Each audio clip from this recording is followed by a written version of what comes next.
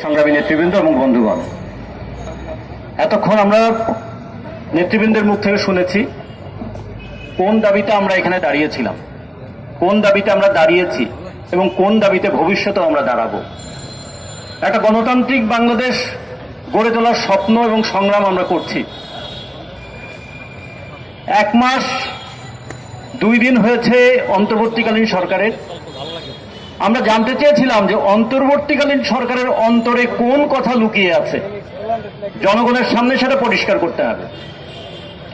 আমরা বলেছিলাম 1 মাস খুব বড় সময় নয়, কিন্তু যে আকাঙ্ক্ষা নিয়ে ছাত্র জনতা জীবন দিয়েছে সেই আকাঙ্ক্ষার পূর্ণতা পাবার জন্য, যাত্রা শুরু করবার জন্য 1 মাস খুব একটা কম সময় নয়। 1 মাসে আপনারা কি করেছেন, 1 মাসে আপনাদের কি করা দরকার ছিল, আমরা 1 মাসে কি করতে চাই, এই কথাগুলো কেন্দ্রীয় নেতৃবৃন্দ এখানে বলেছেন। আপনারা জানেন যে কিভাবে একটা ফ্যাসিস্ট সরকারের বিরুদ্ধে জনগণ রুখে দাঁড়িয়েছিল। এই বাংলাদেশের আইনে একজন মানুষকে হত্যা করলে তার বিরুদ্ধে হত্যা মামলা হয়, কিন্তু রাজনৈতিক কারণে যদি হত্যা হয় সেই হত্যার বিচার হবে কেমন করে? যে কারণে বাম গণতান্ত্রিক জোটের পক্ষ থেকে আমরা দাবি তুলেছি একটা বিশেষ ট্রাইব্যুনাল গঠন করে রাজনৈতিক সিদ্ধান্তের কারণে এবং রাজনৈতিক পরিকল্পনায় যে হত্যাকাণ্ড সংঘটিত হয়েছে তার বিচার করতে হবে। সাধারণ আইনে এই বিচার হবে না। ফলে বিচারের নামে প্রহসন নয়, বিচারের নামে মকারি নয়, সত্যিকারের বিচার করতে গেলে এখানে একটা আমরা বলেছিলাম ট্রাইব্যুনাল গঠন করতে হবে। আমরা 15 বছরের ফ্যাসিস্ট শাসনকে আমরা উৎখাত করতে চেয়েছিলাম এবং আমরা এই বাংলাদেশ, এই ভূখণ্ড গণ অভ্যুত্থানের ভূখণ্ড, 1969 সালে অভ্যুত্থান হয়েছিল আসাদের রক্ত দিয়ে। সেই অভ্যুত্থানের আমরা স্ফুলিঙ্গকে দাবানল পরিণত করতে দেখেছিলাম। সেই অভ্যুত্থানের মধ্য দিয়ে আইয়ুব খান করেছিল, ইয়াহিয়া খানের কাছে ক্ষমতা দিয়েছিল। 1990 সালে স্বৈরাচারী হোসেন মোহাম্মদ এরশাদকে আমরা ক্ষমতা থেকে উৎখাত করেছিলাম, কিন্তু তত্ত্বাবধায়ক সরকার হিসেবে সেই সময় আমরা শাহাবুদ্দিন সাহেবকে ক্ষমতায় আসতে দেখেছিলাম। আর 2024 সালে ছাত্র জনতার এই অভ্যুত্থানে এবং ছাত্র জনতার এই অভ্যুত্থানে সবচেয়ে বেশি অংশগ্রহণ করেছে, সবচেয়ে বেশি জীবন দিয়েছে যে শ্রমজীবী মানুষ, তাদের রক্তের সামনে এই স্বৈরাচার দাঁড়াতে পারেনি বলে শুধু পদত্যাগ নয়, এবার তাদের দেশত্যাগ করতে হয়েছে। কিন্তু আমরা তো শুধু বদল চাই নাই, আমরা তো বদলাতেও চেয়েছিলাম। আমরা তো চেহারার বদল চাই নাই, আমরা তো চরিত্রের বদল চেয়েছিলাম। ফলে আজকে আমরা দেখছি একদিকে একদল মাজার ভাঙছে, আর একদিকে বাজার দখল করছে। একদিকে মাজার ভেঙে দেশের সাম্প্রদায়িক সম্প্রীতি বিনষ্ট করতে চায়, সংখ্যালঘু সম্প্রদায়ের উপরে ভীতি এবং আতঙ্কের পরিবেশ ছড়িয়ে দিতে চায়, আর আরেকদিকে হাট ঘাট বাজার দখল করতে চায়। আমরা বলেছিলাম গত 15 বছরে এই সরকার অর্থনীতিটাকে পঙ্গু করে দিয়েছে। 2008 সালের 6 জানুয়ারি, 2009 সালের 6 জানুয়ারি আওয়ামী লীগ যখন ক্ষমতায় আসে তখন বাংলাদেশের দেশি এবং বৈদেশিক ঋণের পরিমাণ ছিল 2,76,000 কোটি টাকা। আর 2024 সালের 5ই আগস্ট যখন জনতার ধাওয়া খেয়ে দেশ ছেড়ে পালিয়ে যায়, তখন জনগণের কাঁধের উপরে 18,56,000 কোটি টাকার ঋণের বোঝা চাপিয়ে দিয়েছে। এই যে একটা ছোট্ট শিশু মায়ের কোলে বাবার কোলে এখানে ঘুরছে, ওই শিশুর মাথার উপরে 1 লক্ষ টাকা ঋণের বোঝা চাপিয়ে দিয়েছে। এখন আবার আমাদের প্রতি বছর বাজেটে 1,13,000 কোটি টাকা ঋণের সুদ শোধ দিতে হয়। এখানে আমরা যারা দাঁড়িয়ে আছি প্রতিদিন ঋণের সুদ শোধ দেওয়ার জন্য 18 টাকা করে আমাদের দিতে হচ্ছে। ফলে একদিকে অর্থনীতিকে লুণ্ঠন করেছে, ফোকলা বানিয়ে দিয়েছে, আর একদিকে আমরা দেখেছিলাম যে কিভাবে আমাদের বৈদেশিক মুদ্রার ভান্ডারটাকে লুট করে ফাঁকা করে দেওয়া হয়েছিল। বিদেশি ঋণ তার পরিমাণ অস্বাভাবিক হারে কিভাবে বেড়ে গিয়েছিল। আমরা সেই দুর্নীতির হাত থেকে মুক্তি চাই শুধু নয়, সেই দুর্নীতিবাজদের গ্রেপ্তার হতে দেখব সেটা শুধু নয়, ওই দুর্নীতি এবং লুটপাটের টাকা আমরা ফেরত আনতে চাই। প্রতি বছর $7 বিলিয়ন করে বাংলাদেশ থেকে পাচার হয়েছে। $4.5 বিলিয়ন জন্য আমাদের সাড়ে তিন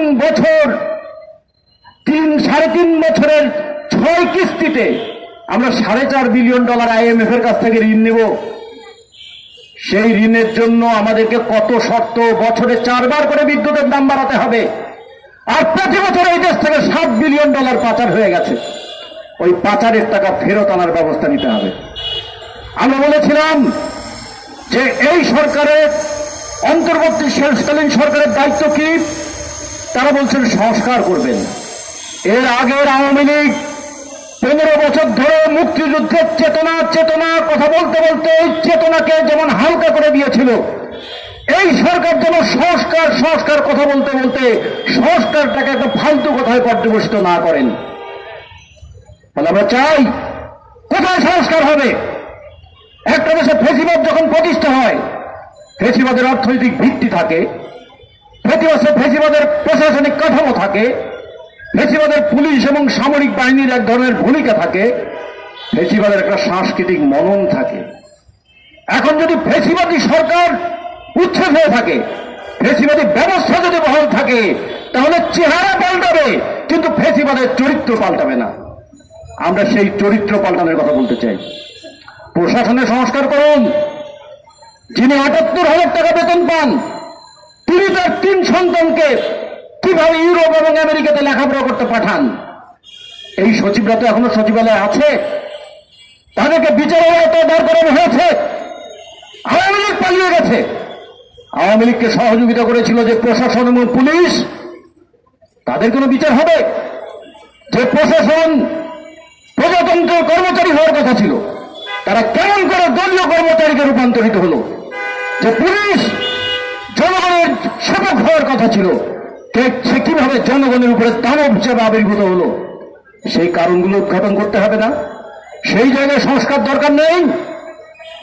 আর দিনের ভোট রাতে বলি, বিনা ভোট বলি, অথবা ঘোষণা দিয়েই নির্বাচিত হওয়ার নির্বাচন বলি, এই নির্বাচন যারা করেছিলেন, যে নির্বাচন কমিশনগুলো, তাদের কোনো দায় নাই, তাদের দায়িত্ব নাই। ফলে যাওয়ার সময় ভালো মানুষের মতো বলে গেলেন, তত্ত্বাবধায়ক সরকার ছাড়া নির্বাচন সুষ্ঠু হবে না, একটা আমরা সংখ্যানুপাতিক নির্বাচন চাই, এটা করতে হবে। এই কথা তো আমরা বাম জোটের পক্ষ থেকে শুরু থেকে বলে এসেছি। দলীয় সরকারের অধীনে 12টা নির্বাচন আমরা দেখেছি, দলীয় সরকারের অধীনে 7টা হয়েছে, প্রত্যেকটাই ত্রুটিপূর্ণ। আপাত নিরপেক্ষ গ্রহণযোগ্য নির্বাচন হয়েছিল শুধুমাত্র তত্ত্বাবধায়ক সরকারের আমলে। সে কারণে আমরা তত্ত্বাবধায়ক সরকারের অধীনে নির্বাচনের কথা বাম জোট বারবার বলেছি। আমরা সাথে সাথে আবার এটাও বলেছিলাম, শুধু তত্ত্বাবধায়ক সরকারের অধীনে নির্বাচন হলে হবে না, কালো টাকা, পেশি শক্তি, ধর্মের রাজনৈতিক ব্যবহার, এগুলো যদি বন্ধ না হয়, তাহলে নির্বাচন সুষ্ঠু হবে না। সাথে সাথে বলেছিলাম, এই বর্তমান নির্বাচন পদ্ধতি পাল্টে দিয়ে সংখ্যানুপাতিক নির্বাচনের দিকে আমাদের যেতে হবে। ফলে সেই সংস্কারটা কিভাবে করবেন? এই সংস্কার করতে গিয়ে অন্তর্বর্তীকালীন সরকার যেন অসীম সময় পর্যন্ত ক্ষমতায় বসে না থাকেন। কারণ বাংলাদেশে ক্ষমতার প্রতি একটা মোহ আছে, আর ক্ষমতার একটা গমক আছে। ক্ষমতার মোহে থাকে অনেকে, ক্ষমতার গমক এবং চমক দেখাতে চায় অনেকে। ফলে ক্ষমতায় বসলে অনেকে বলে, এত ক্ষমতার সিঁড়িটা নাকি পিচ্ছিল, কিন্তু ক্ষমতার গদিটা তো আঠালো যে সে কেউ চেয়ার ছাড়তে চায় না। ফলে অনেকের আকাঙ্ক্ষা, সুপ্ত আকাঙ্ক্ষা, অন্তর্বর্তীকালীন সময় সরকার যেন অসীম সময় থাকে। আমরা বলি, এই ধরনের দূরভিসন্ধি করবেন না। আপনাদের উপর যে দায়িত্ব, ছাত্র জনতার বুকের রক্তে মানুষের যে আকাঙ্ক্ষা লেখা হয়েছে, সেই আকাঙ্ক্ষা পূরণ করবার জন্য ন্যূনতম সংস্কারের পথগুলো গ্রহণ করুন এবং একটা সুষ্ঠু, অবাধ, গ্রহণযোগ্য নির্বাচন করে দিন। এই সুষ্ঠু, অবাধ, গ্রহণযোগ্য নির্বাচনের মধ্য দিয়ে জনগণ তাদের প্রতিনিধির মাধ্যমেই এই দেশ পরিচালনা করবে। আমরা সেই ক্ষেত্রে বাম গণতান্ত্রিক জোট পরিষ্কারভাবে আজকে বলেছি যে বিশেষ ট্রাইব্যুনালে জুলাই থেকে আগস্ট পর্যন্ত হত্যার এই বিচার করতে হবে। দুর্নীতিবাজদের গ্রেপ্তার শুধু নয়, দুর্নীতির টাকা উদ্ধার করতে হবে, পাচারকৃত টাকা উদ্ধার করতে হবে, সিন্ডিকেটের নামে বাজারে অস্থিতিশীল পরিস্থিতি তৈরি করা হয়, সেই সিন্ডিকেট বন্ধ করতে হবে। আমাদের দেশে যেভাবে নির্বাচনকে কলুষিত করে দেওয়া হয়েছে, সেই নির্বাচনী ব্যবস্থা সংস্কার করতে হবে। আর অন্তর্বর্তীকালীন সরকার তারা যে রোড ম্যাপের কথা একসময় বলেছিলেন, সেই রোড ম্যাপটা পরিষ্কার করে বলতে হবে এবং সেই রোড ম্যাপ ধরে আগামী দিনের গণতান্ত্রিক বাংলাদেশ, সেই বাংলাদেশ আমরা গড়ে তুলব। 1971 সালে মুক্তিযুদ্ধের মধ্য দিয়ে আমরা সাম্যের আকাঙ্ক্ষা গড়ে তুলেছিলাম। 90 স্বৈরাচার বিরোধী আন্দোলনের মধ্য দিয়ে আমরা গণতন্ত্রের আকাঙ্ক্ষাকে ঊর্ধ্বে তুলে ধরেছিলাম। 2024 সালে বৈষম্যের বিরুদ্ধে মানুষ অকাতরে বুকের রক্ত দিয়েছে। ফলে সাম্য থেকে বৈষম্য বিরোধী আন্দোলনের এই দীর্ঘযাত্রা পথে যত জীবন আমরা দিয়েছি, সেই প্রত্যেকটা জীবনের মূল্য আমরা পরিশোধ করতে চাই। একটা গণতান্ত্রিক, অসাম্প্রদায়িক এবং শোষণহীন বাংলাদেশ প্রতিষ্ঠা করবার মধ্য দিয়ে বাম গণতান্ত্রিক জোট সেই লড়াই করছে, সেই লড়াই অব্যাহত রাখবে। সেই লড়াই আপনারা সবাই সামিল হবেন। এই কথা বলে আজকে সমাবেশের কাজ আমরা এখানে শেষ করছি। এখন আমাদের